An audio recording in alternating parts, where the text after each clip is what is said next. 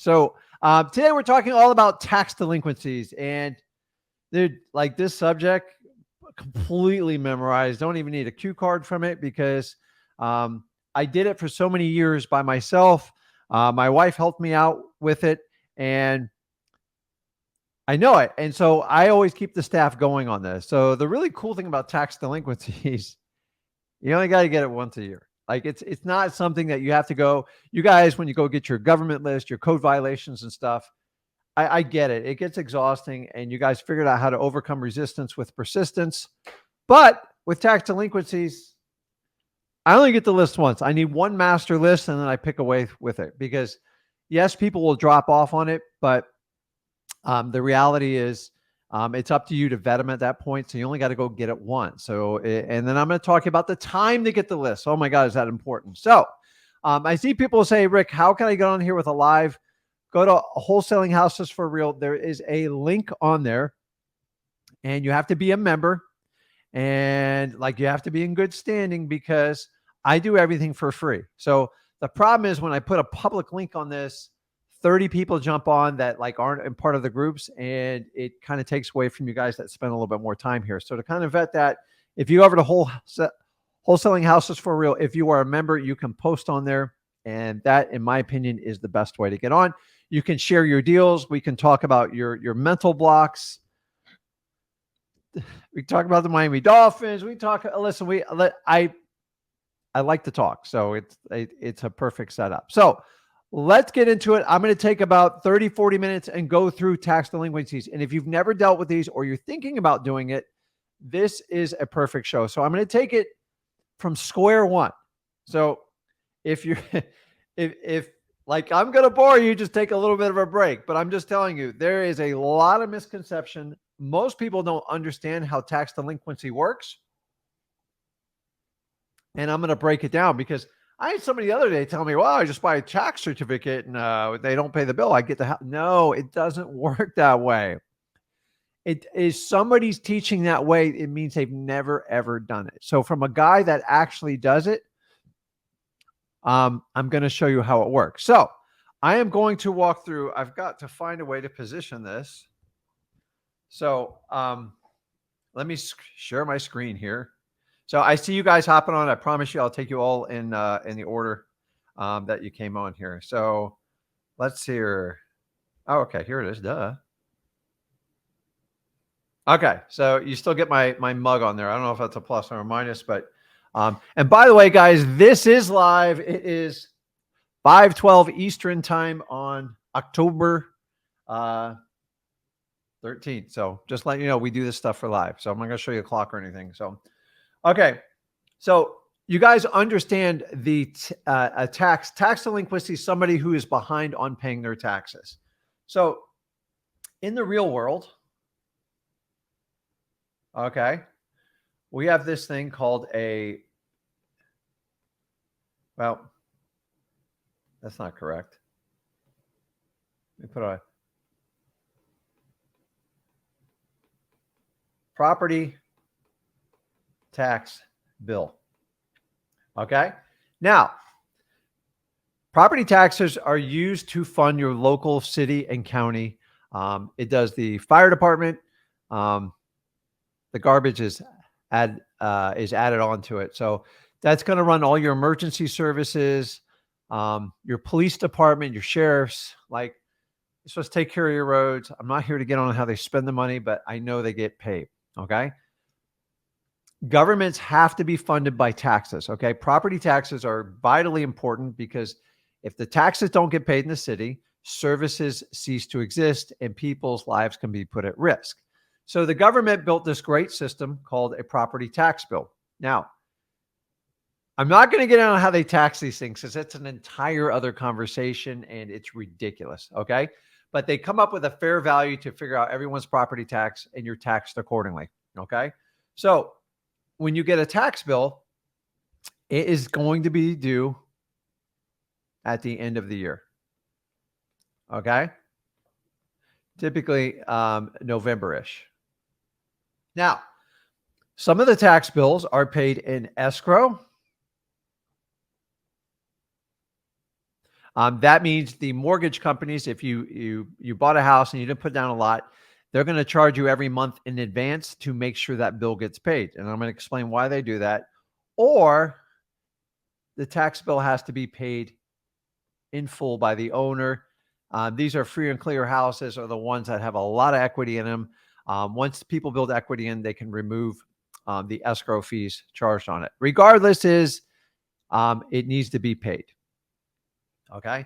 So comes November, you get a tax bill. Now, nobody calls you, nobody harasses you because the city has built into where they're not really worried if they're going to get paid or not. It's actually guaranteed. Okay.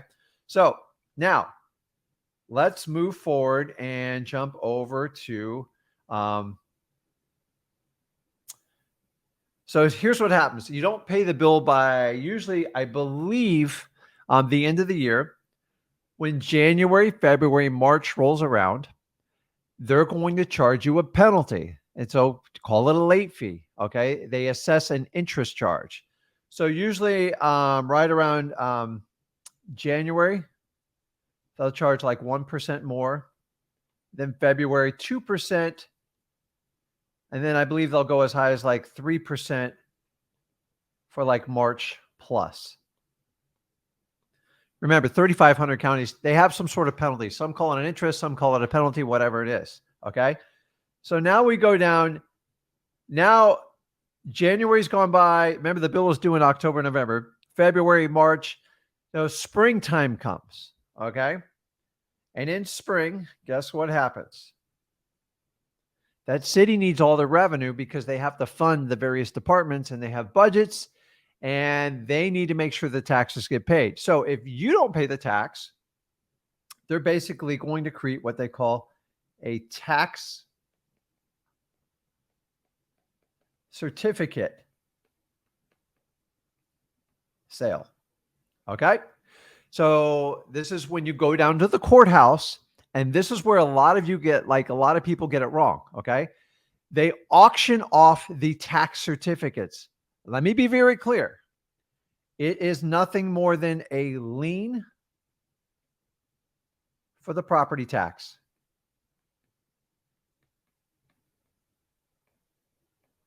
It does not give you first right of position to buy the property if it goes in foreclosure. It's actually quite the opposite. The only thing this is going to do is put a lien on that property. And so say the tax bill was $2,000. Say it was $2,000. You get a lien on the property. And then you have to bid on that. Okay. Wait a minute, Rick. How do I bid on a tax certificate? So most of them start out at like 18%. And then they get bid down. Okay. So the auctioneer saying he wants 18% of this. Like, I'll take everybody raise their hand at 18%. What happens is it usually gets down to the single digits. And sometimes when interest rates are higher when they are now, they'll probably hover around between 6 and 9%. But when the market was really hot, just to let you know, a lot of people were paying 2% on these things. Okay. You guys are not going to make a lot of money at 2%. Okay. Now, some people invest on these because they think it is a very secure, because you're always going to get your payment and you don't have to deal with tenants or anything like that. And it is a guaranteed payment. Now, you might have to take additional steps to foreclose, but people make a living off investing money. And honestly, you're not buying an asset, you're just buying a return. So the question is, how much do you want to put up with it? This is not real estate investing. I'm sorry, guys. When you buy a tax certificate, you are getting a return for putting up that money, and you are now in a first position. Okay. So let's move on to the next phase. I want to keep this going. Okay. So now you own a tax certificate. Okay. Now each county has a different time frame that these goes by. Okay. And in Florida, which I'm going to use as an example, after 2 years, if you own one of these tax certificates, you now have the right to basically apply for a tax deed application. Sounds pretty cool, right? A lot of people think you're getting that. You're not getting the house. It's just a permission slip. It's just a permission slip so you can take legal action to recoup not only what the $2,000 you paid out plus all the interest. After 2 years, we want to get paid. Okay. There's people out there teaching that if you buy these, you're going to eventually get the house for free. You're not. Okay. So you apply.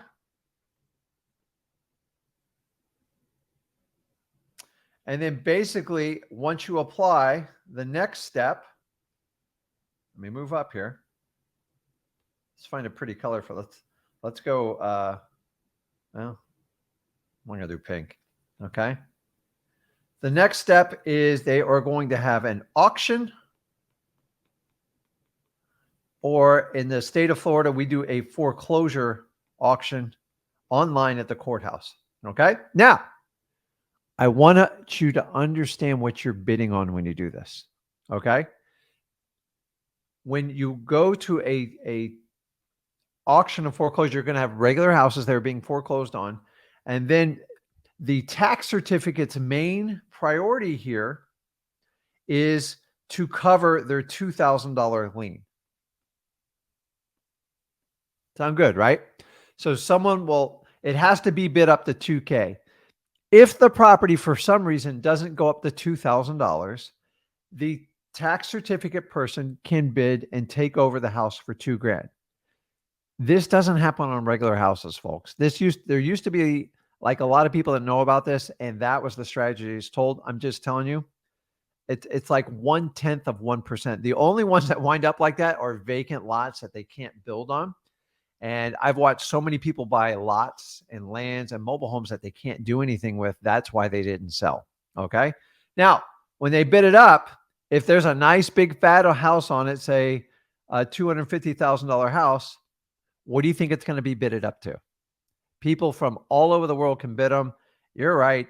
It's probably going to go like 220 to 245 every time. Okay.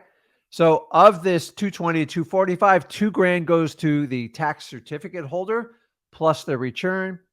Any overages actually still goes to the homeowner, less than expenses and lawyers' fees and court fees.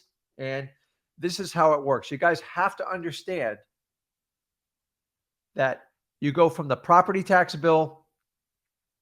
Let me try my little thing. The property tax bill all work down in this process. So I apologize for my handwriting, but this is the reality of how it works. Okay. So when you hear the word tax certificate, understanding you're buying a lien and you're buying down the interest rate. When you fill out a tax deed application, it is a permission slip to have the court enter into an auction or a foreclosure so you can recoup your lien. And somehow somebody said, this is how you buy a house. It's not how you buy a house. Because if I have a $2,000 lien on a $250,000 asset, I promise you someone's going to pay more than $2,000 every time. Okay. The ones that get taken back are the properties nobody wants. And to be honest with you, most of those wind up, I'll tell you where, guess whose hands they wind up in? They wind up in the county. They wind up being county owned. Okay. If you don't believe me, when you get your tax delinquency sheet, you're going to have to sort them out because a ton of them are going to be owned by the county. Those are the properties nobody wants to buy at all. And nobody even wants to foreclose on them. Either they're too small, they don't meet today's requirements. There's just a lot of poorly designed pieces of land out there that happen. Now, every now and then in the old days, when we used to go to the courthouse, used to be bad weather, people wouldn't show up. And every now and then a property would slip through the cracks. It doesn't happen anymore because people can bid from anywhere, from China, from England, from Africa. You can go online and bid for any of these.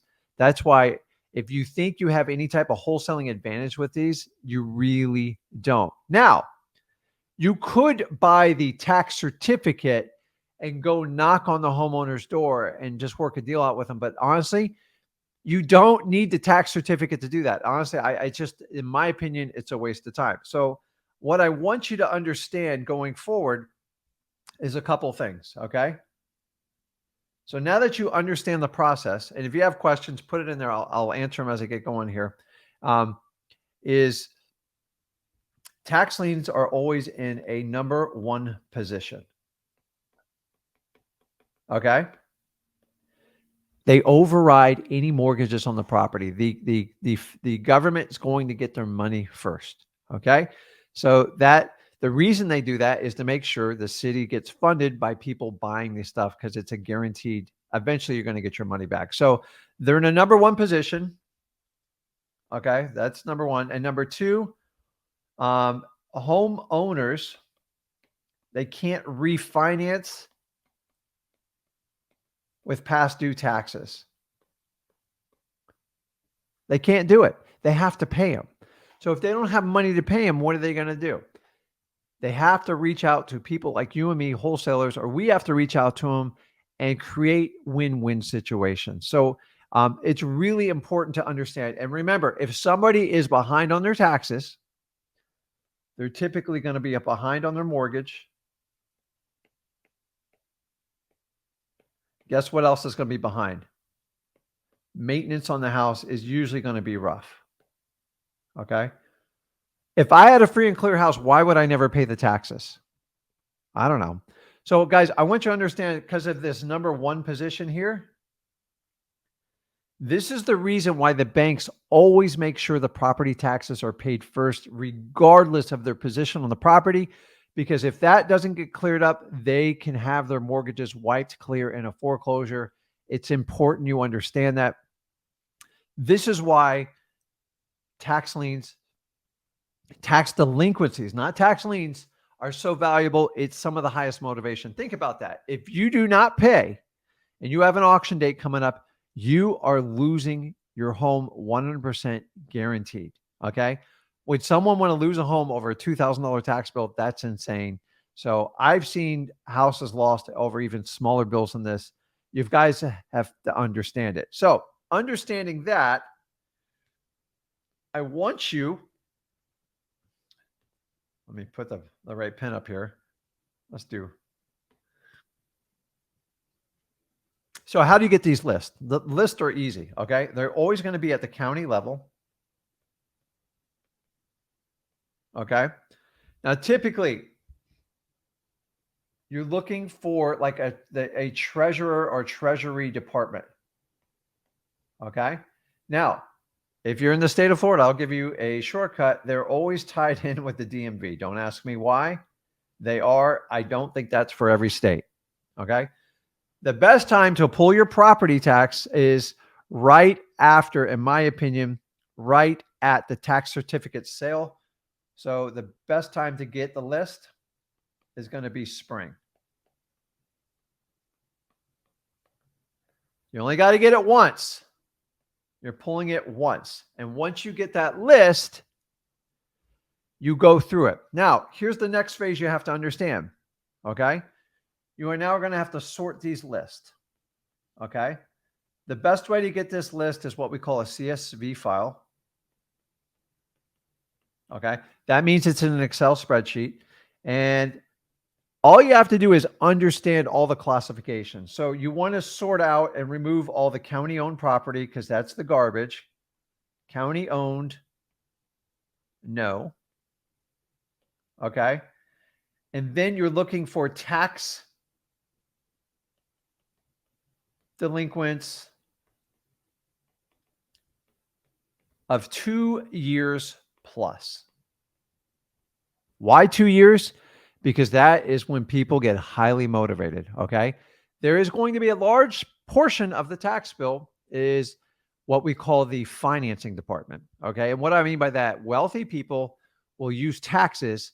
A lot of people have $50,000 and $100,000 tax bills. Yes, there's houses with that kind. I see them all the time. And they literally wait till the last minute to pay the bill because they're playing the cash flow game, and they're okay paying a percentage penalty, and they're fine with it. So if you see a $50,000 or $100,000 tax bill, it's typically under 2 years. It's typically a wealthy person financing their taxes. So you've got to find the properties that you want. All of these lists are coded because they're derived in the city. And I don't want you to be a list expert. So here's what I did.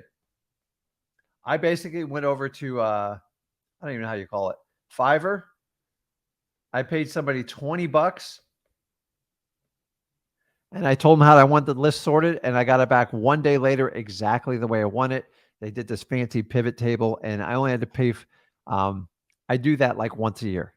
Okay. So if you take that advice, it works really well. So once you get that list organized, it's really simple. Okay.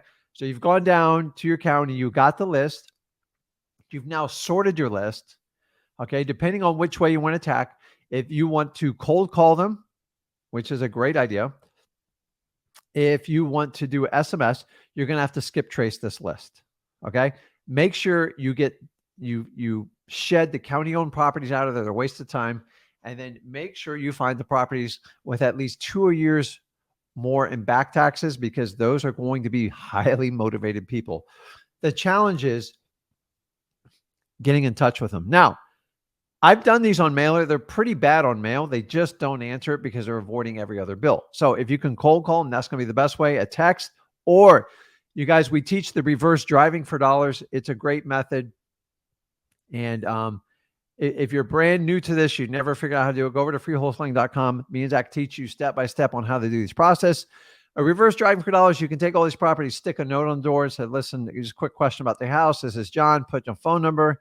And bam, if you put on 100 doors and 10% of the people call you back, it saves you a ton of time, and it works very well. So now you've skip traced it.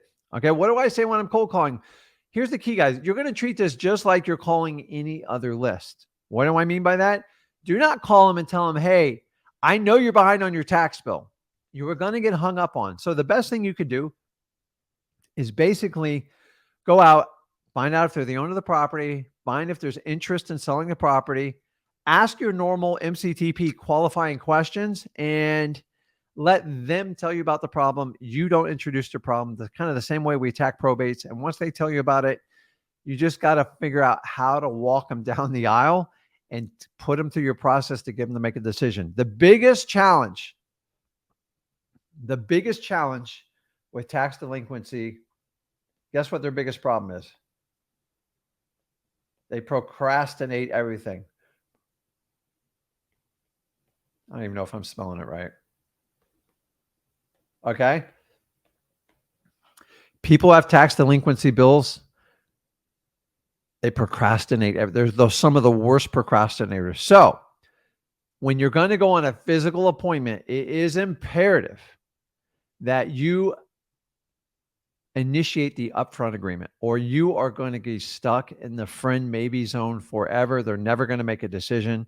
Guys, if you already know this going into it, you can counteract it. So many guys tell me, oh, I got a maybe. I go, the reason you got a maybe is because you didn't go through freewholesaling.com and understand you have to have an upfront agreement with people, or they'll never give you an answer. And they're just going to leave you in the friend zone.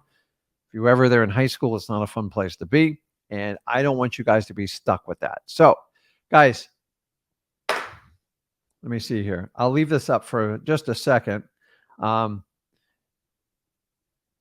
That is the process of doing tax delinquency. So now that you understand it, I would love to see if anybody has any questions about it. And then we are going to dive in, and we are going to work the one-on-ones and help out as many people as possible. And oh my gosh, that's funny.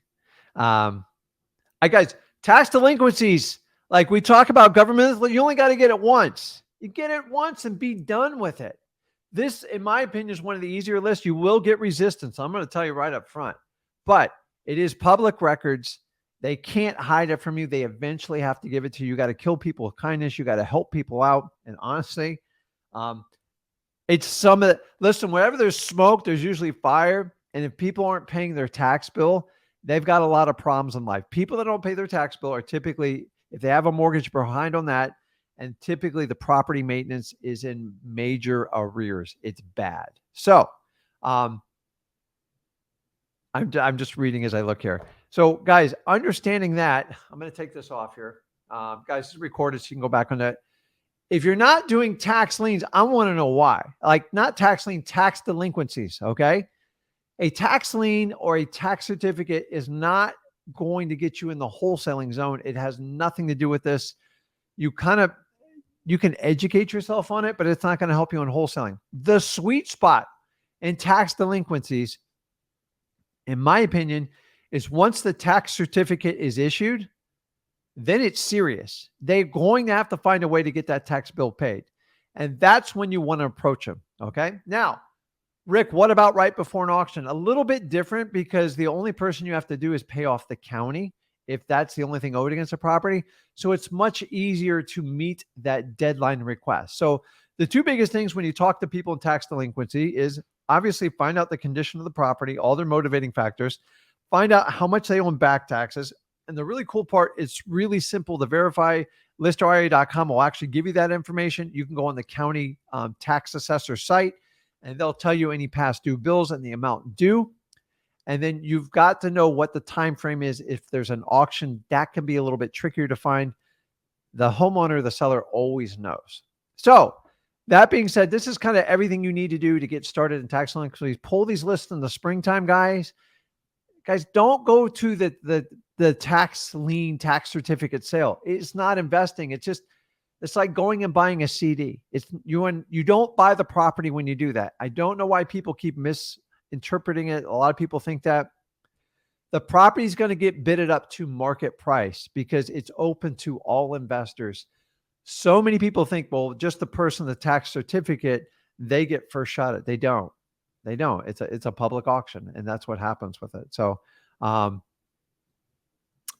that's it, guys. That's everything you need to know on tax delinquency investing. I love it, guys. Listen, if they're not paying the tax bill, and it's a strong indicator that you can get a great wholesale deal. Now, I want you to remember this.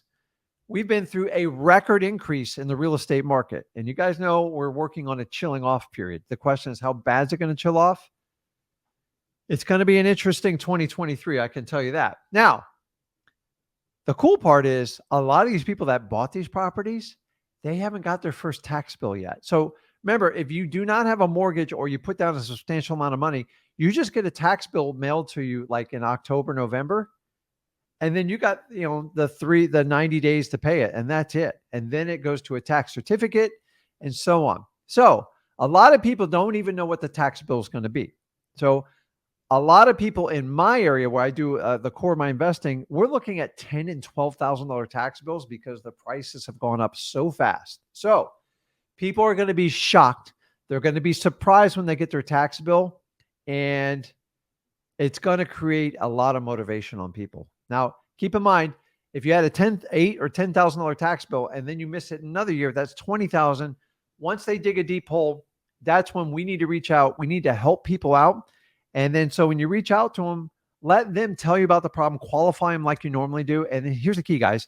Just create a win-win situation and do the best to help them out. Okay. It's not a fun scenario.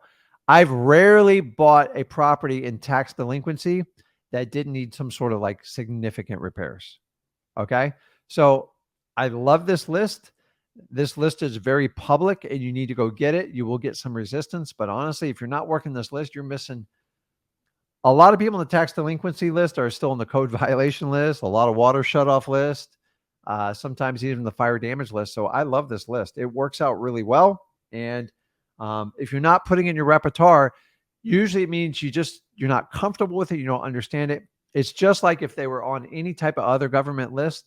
This one, guys, first position the lien is, which means the property taxes get paid before even the first mortgage. So it's powerful. It works. And I want you, so you can reach out to the homeowners and just once they tell you they're behind on taxes, they need some sort of solution to help them out. And that's what you want to do.